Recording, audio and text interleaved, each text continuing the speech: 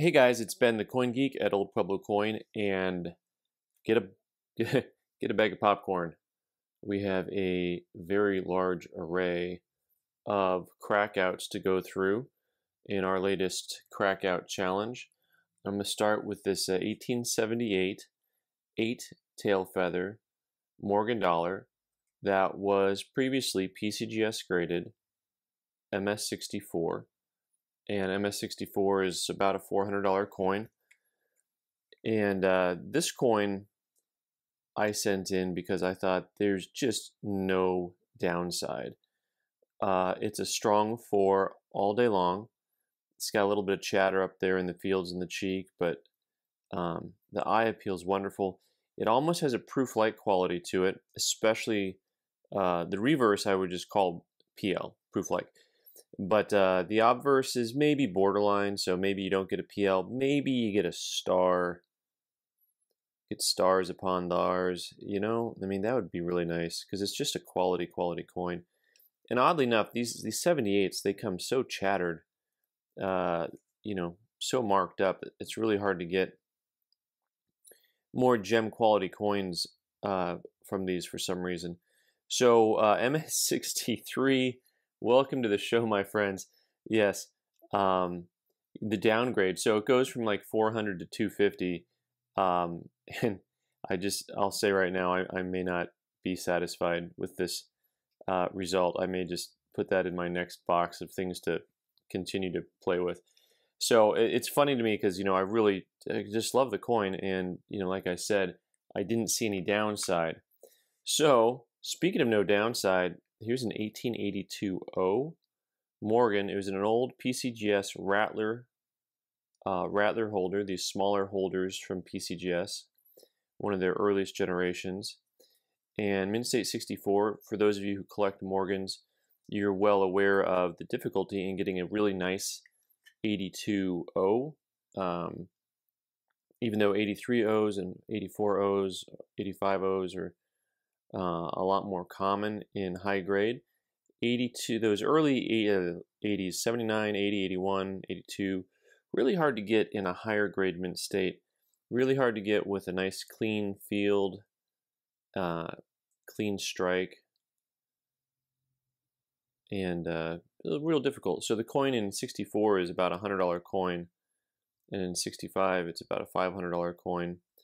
And you can see the quality there of the fields and the lack of contact marks. You got a few there by the word 1. But overall, really a pleasing coin. And once again, it felt like a no downside coin. I felt like, okay, so at a minimum it comes back the grade it is, and you know, it is what it is. So this one, MS65, so we got the upgrade we were looking for on that. And I'm just going to point out as I talk about some of these things that, you know, this is not about the grading company's inconsistencies. I know we talk about that, or a lot of the chatter is about that.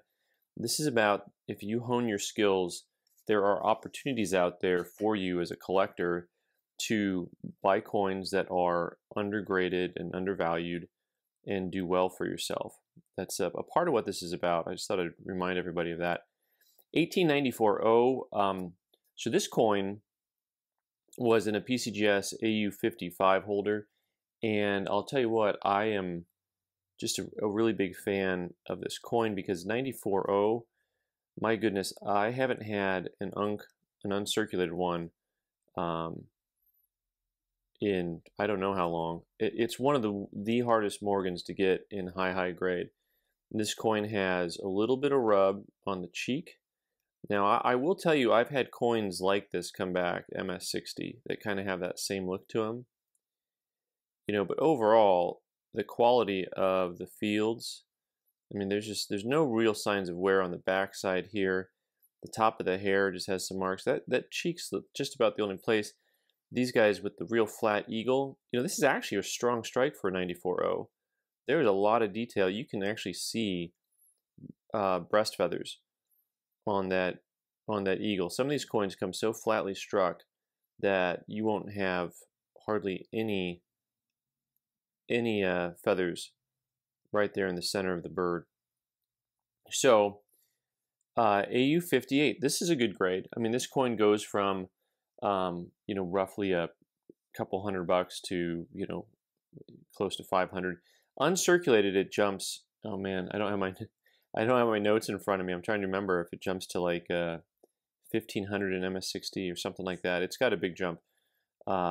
And anyway, if for someone who's doing a Morgan set, this would look really fantastic in an album, because it looks MS60, but it is. I agree with the grade. A 58 grade is a good grade. I just think that each coin is kind of individually different, and this coin is really a winner, real winner. All right, next I've got a couple of coins here that I was a little perturbed by what PCGS said when I got them back, because this had the infamous slide marks on them. All right, you got to be careful about that.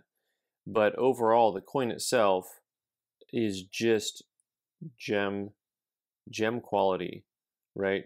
So I didn't like the fact that they gave it this detailed grade, unk detail with slide marks. So I went ahead and cracked it out and set it into NGC. Let's remind ourselves where those slide marks are on the coin. They had some lines going across, and you can see just by looking at the coin how nice it is. They're across across the body. You can see those lines at this angle right across the legs. Those are the slide marks they're talking about. And what we discussed before is that, okay, so the slide marks are there.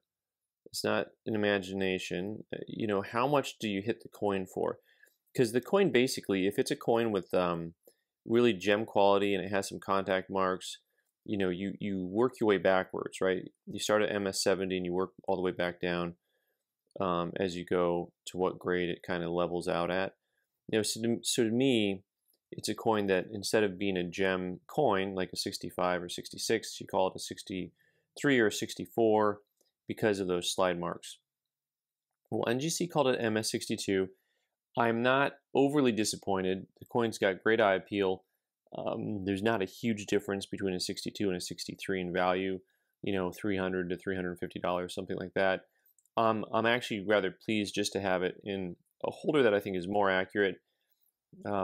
It's got the look of a real high-end coin. It looks like $1,000 coin, but it's not. So the slide marks are there, they are real, but once again, there's that theoretical question of, well, what do you do with certain types of marks on a coin, and how do you grade it? How does it affect it? For example, which coin has marks on it that are more detrimental to the overall grade of the coin? And to me, when you have things that you need a 10 power loop to really see well, or if you have marks that are hard to see without, that are hard to see with the naked eye, that to me is something that, I don't think should be as detrimental to the grade. So on we go. We've got two blockbuster coins left. We got like a triple dipper, quadruple dipper here, and then the 34S PCGS called Unk Details.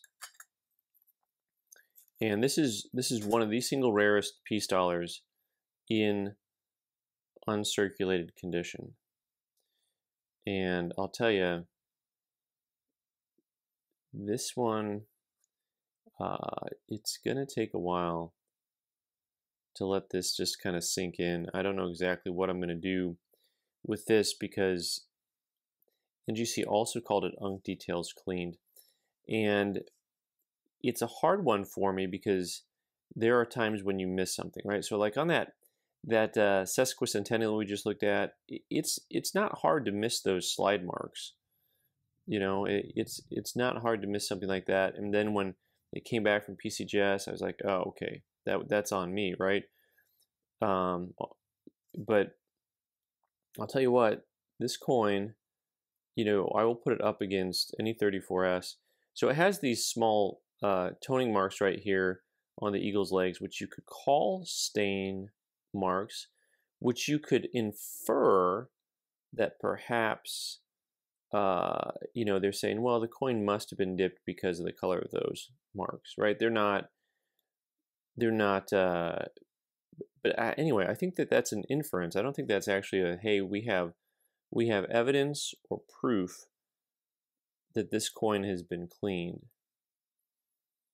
So yeah, I'd put this 34S against just about any 34S out there.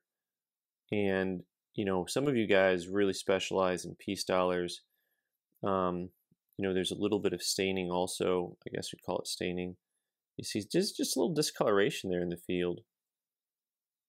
But once again, we're not looking at cleaning marks. The luster is solid. It's not like a coin that was dipped. I mean, you can tell sometimes when a coin has been dipped a lot. It loses the eye appeal, the sheen, the luster. The coin becomes what you call dead. Like it just doesn't have any flash to it. So I'm just gonna go eat a bunch of donuts and sit and pout for a while. But I'm gonna have to work on this coin, and by work on it, I just mean I'm gonna have to let it simmer, think about what to do. I'm gonna show it to a bunch of other dealers and talk to them about it. You know, hide the grade and see what they think. All right, now this is fascinating because for those of you who follow the channel, you've seen the saga of this 1832 half. This is not the first holder that the coin was in. Okay, the coin was originally in an NGC AU 53 holder. Okay, and we're going to look at the coin here. And the reason I originally cracked it out was because an AU 53 is like a couple $100, and an AU 58 is like 500. And you know, this coin to me, I thought it was just a really nice coin. It has almost full detail on it. That flatness above the eagle's eye is just a part of the strike. And the eagle's wing. These are really funny coins because they have these real sharp details in the wings, and then you have these flat spots. But these flat spots are not wear. I mean, look at the beading on the claws. It's really a high-grade piece.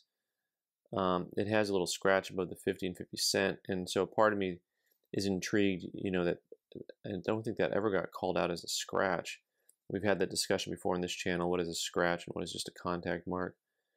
But overall, you know, I like the toning. I like the luster.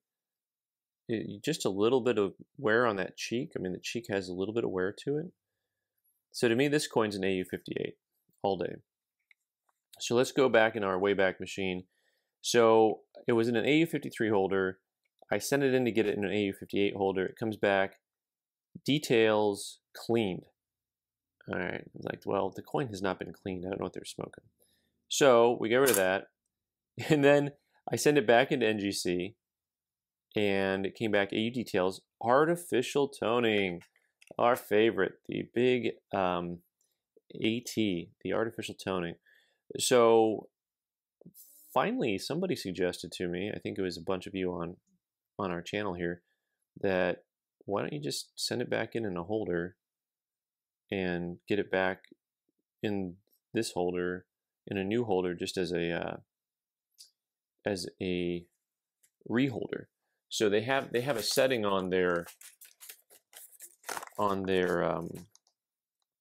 grading tiers that is a reholder, and I'm not prepared to show you on the label where it is, so I won't mess with it. But it is something that you can do if you have in kind of a damaged holder. You can get it into a reholder. So I did that. I had a holder that didn't look, you know, like this. Like if it was like this, I think that they wouldn't have accepted it. But it was something that was just very gently cracked, and I was able to send it back with the original holder. And voila, this looks just like it did when I got it the first time. You know, and in fact, it has the same serial number as the original. It does not have a new serial number on it. So anyway, there you go. I'm going to put that one to rest. Thanks so much for watching, guys. I'm Ben the Coin Geek. You can leave your comments below. You can subscribe by clicking on the button in the corner and watch more videos on the right side of the screen. Thanks.